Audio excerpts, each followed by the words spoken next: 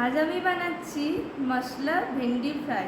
তার জন্য এখানে নিয়েছি ভেন্ডি, ক্যাপসিকাম, টমেটো, কাঁচা লঙ্কা আর একটা পেঁয়াজ।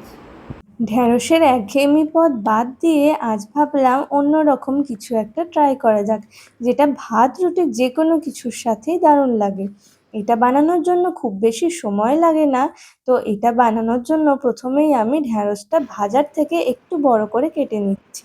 তারপর ক্যাপসিকামটা সরু লম্বা করে কেটে নিয়ে একটা টমেটো কুচি, কাঁচা লঙ্কা কুচি ও পেঁয়াজটা সরু লম্বা করে কেটে নিচ্ছি। সবকিছু কাটা হয়ে গেছে। এখন কড়াইয়ে 1.5 চামচ সর্ষের তেল দিয়ে ঢ্যাঁড়সটা হালকা ভেজে নামিয়ে নিচ্ছি। এখন কড়াইয়ে 5 ফোড়ন দিয়ে পেঁয়াজটা ভেজে নিতে হবে। পেঁয়াজটা ভেজে নিচ্ছি। পেঁয়াজটা ভাজতে ভাজতে দেখুন পেঁয়াজটার কালারও চেঞ্জ হয়ে গেছে। এখন ক্যাপসিকাম কুচি, টমেটো কুচি আর কাঁচা লঙ্কা কুচি দিয়ে একটু নাড়াচাড়া করছি। আর মশলার মধ্যে লাগবে জিরে গুঁড়ো, ধনে গুঁড়ো, হলুদ গুঁড়ো, কাশ্মীরি লঙ্কার গুঁড়ো আর শুকনো লঙ্কার গুঁড়ো। সব গুঁড়ো মশলাগুলো দিয়ে দিলাম। এখন 2-3 মিনিট মতো নাড়াচাড়া করে ভেজে রাখা ভেন্ডিগুলো দিয়ে দিলাম। এবার স্বাদ মতো নুন ও অল্প একটু জল, 1/2 কাপ মতো জল দিয়ে কিছুক্ষণ চাপা রাখবো।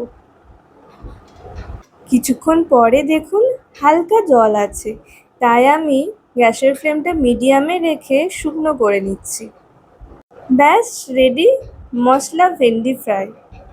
এখন খাবার পরিবেশন করার জন্য প্লেটে তুলে নিচ্ছি।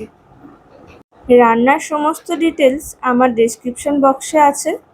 ভেন্ডি ফ্রাই পুরোপুরিভাবে তৈরি। খেয়ে বলো তো কেমন হয়েছে। দাও খেয়ে দেখি কেমন হয়েছে।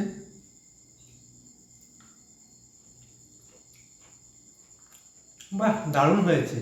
Thank you. রেসিপিটা ভালো লাগলে লাইক, কমেন্ট, শেয়ার, সাবস্ক্রাইব করবেন কিন্তু।